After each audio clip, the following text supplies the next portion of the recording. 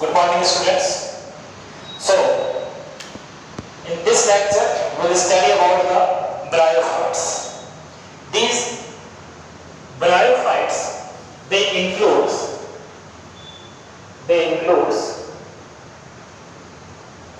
mosses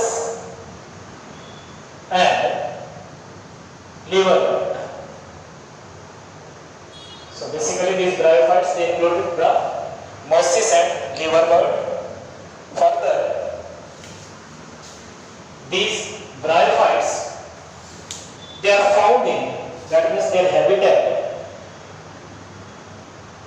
So they are found in moist and sandy places,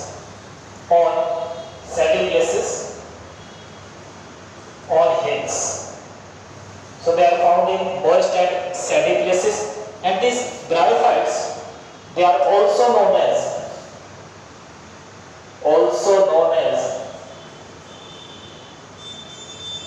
amphibians of plant kingdom. Amphibians of plant kingdom. Now, why they are known as amphibians of plant kingdom? Because usually these bryophytes, they grow on soil, they are found in soil, but they require water for their sexual reproduction. So they require both soil and water for their lifespan. That means they grow on the soil, they are found on soil, but for their sexual reproduction, they require the water. So they require both soil and water. That's why they are known as amphibians of plant kingdom. And further, these bryophytes, they are also helpful. They are helpful in plant succession. Plant succession on bare rock areas. These bare rock areas are those areas where no life form occurs. So these are the areas which lacks any type of life. So in such areas, these bryophytes or mosses, they grow first, and finally the plant succession occurs, and they result in a community of plants such as forest or grassland. So they helps in plant succession process on bare rock areas. Further, these bryophytes, they have haploid plant body, which is thallus-like, and their thallus is erect, means it is straight and attached to substratum. It is attached to some substratum with the help of unicellular or multicellular rhizoids.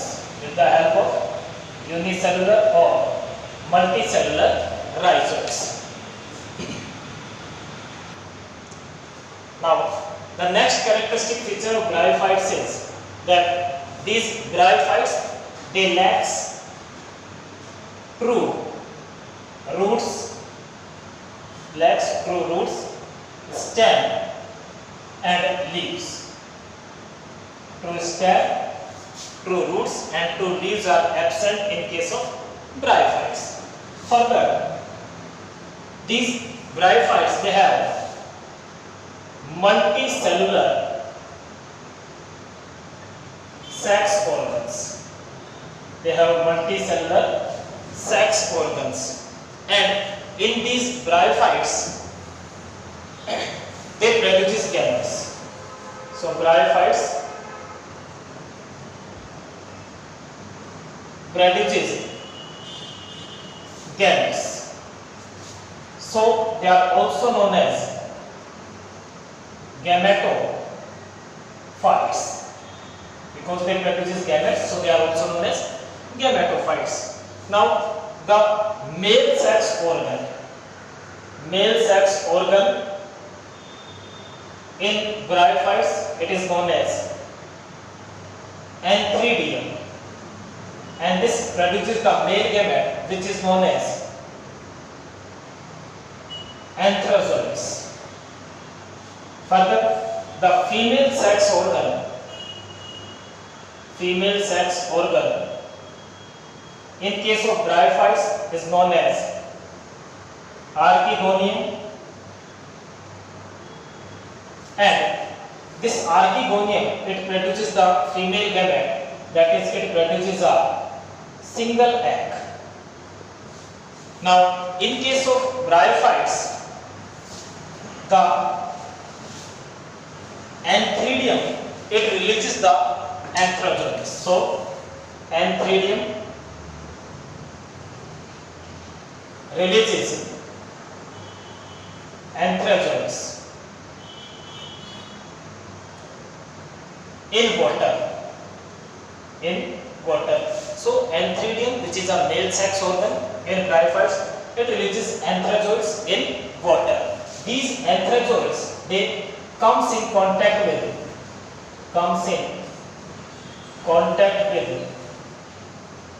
archegonium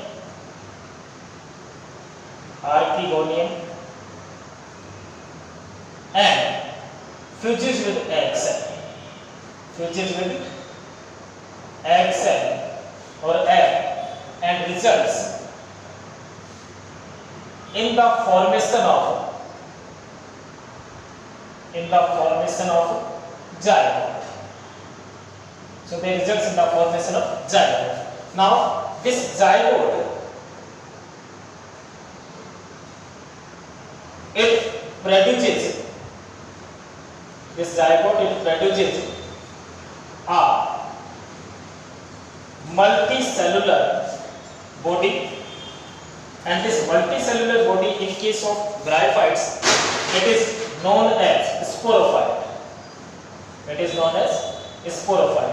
Now, some cells of this sporophyte, they will undergo meiotic division or meiosis, and they will result into the formation of spores. These spores, they are the units of sexual reproduction in case of the bryophytes. So these spores, they further germinates and produces the gametophytes. So during sexual reproduction, the antheridium releases anthrazoids, which are male gametes. These male gametes are released in water. These anthrazoids, they comes in contact with the archegonium. This archegonium contains the egg cell, and these anthrazoids, which are released by archegonium, they comes in contact with egg cell, and finally their fusion results in the production of zygote. This zygote, it produces a multicellular body, that is known as sporophyte. Some cells of this sporophyte will divide through reductional division, that is meiosis or meiotic division, and produces spores. On germination, the spore produces the gametophyte. Now come to the economical importance of bryophytes.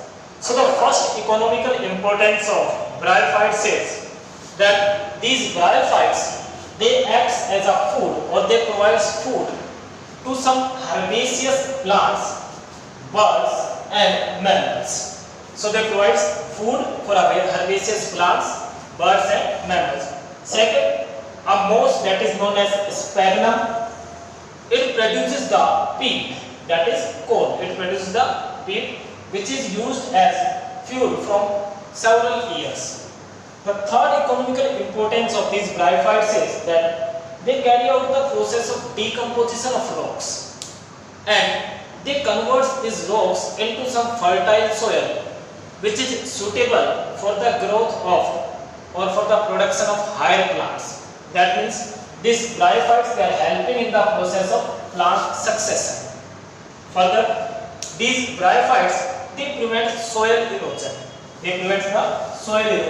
Now, these bryophytes, they are responsible for the formation of the dense matting or dense mat on the soil. When they form the dense mat on soil, then they prevents the soil erosion. So these are the four economical importance of bryophytes. The first is they provide food to herbaceous plants, to some birds and mammals. Second are most, that is sphagnum. It produces the peat which acts as fuel. Third, they carry out the composition of rocks and convert it into fertile soil for the growth of high plants, that is the process of plant succession. And fourth, they prevent the soil erosion by production of dense mat on the soil. Now, we will study about the types of bryophytes, and in this we will study the first about liverworts and then about mosses. So these liverworts, they are usually found in moist and sandy places. Moist and sandy places means they occur at the bank of streams or rivers. They are found in marshy habitat or marshy ground. They are found in lumpy soil. They may be present in the bark of plant, or they may be present in the deep in wood. Further, these liverworts, they have thalloid plant body. So they have thalloid plant body as observed in the case of Marchantia, which is the example of a liverwort. Next, these liverworts, they carry out asexual reproduction, and then asexual reproduction they carry out with the help of fragmentation process. So asexual reproduction occurs through fragmentation process. And during asexual reproduction, the thalli or the gymnae, they undergo the fragmentation. These gymnae, they are green in color, they are multicellular, asexual birds. They are green in color, they are multicellular,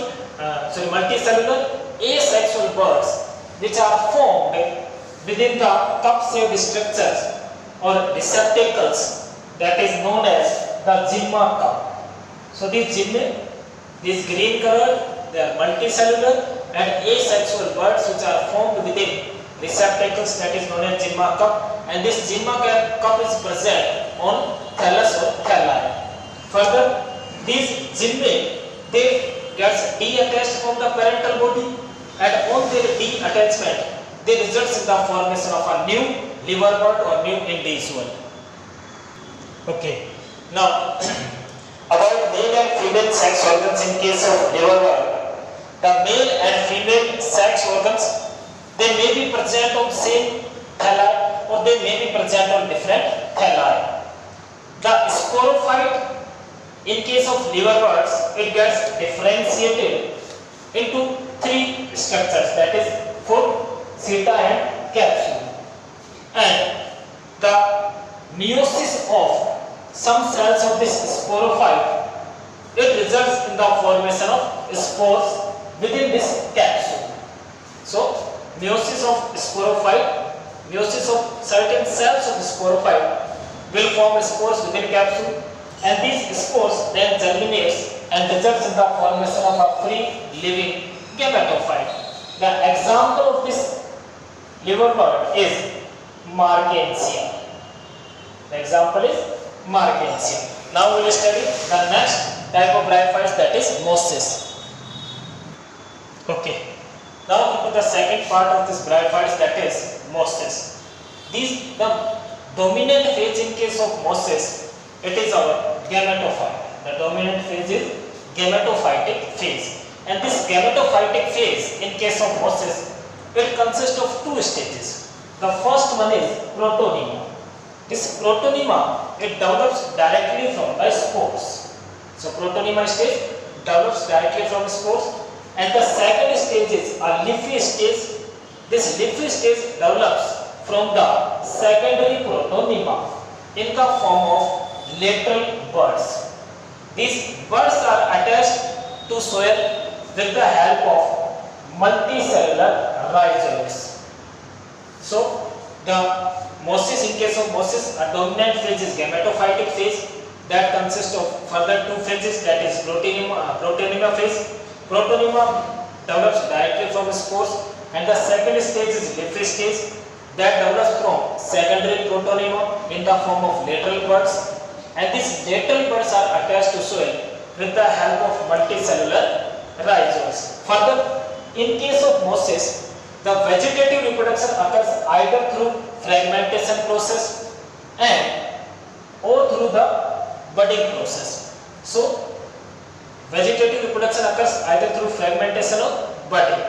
Whereas in case of sexual reproduction process, the antheridia, that is male sex organ, and archegonia, which is female sex organ, they are produced at the tip of shoot or at the tip of leafy shoot. And in case of this mosses, after fertilization process, the zygote develops. So after fertilization,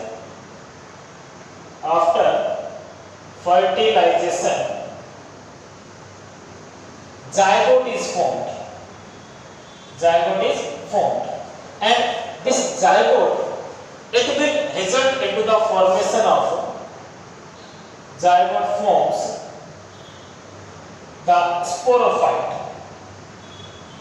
That is sporophytic stage. This sporophyte gets differentiated into foot, seta, and capsule. Now, within this capsule, this cells of this sporophyte, they will divide through meiotic division, or even you can say the reductional division, and they results in the formation of the gametophyte. Okay. So after fertilization, in case of mosses, zygote is formed. Zygote forms the sporophyte, and sporophyte gets differentiated into foot, seta, and capsule. Some cells of the sporophyte within capsule divide by meiotic division and results in the formation of gametophyte. Now, the examples of these mosses, they includes,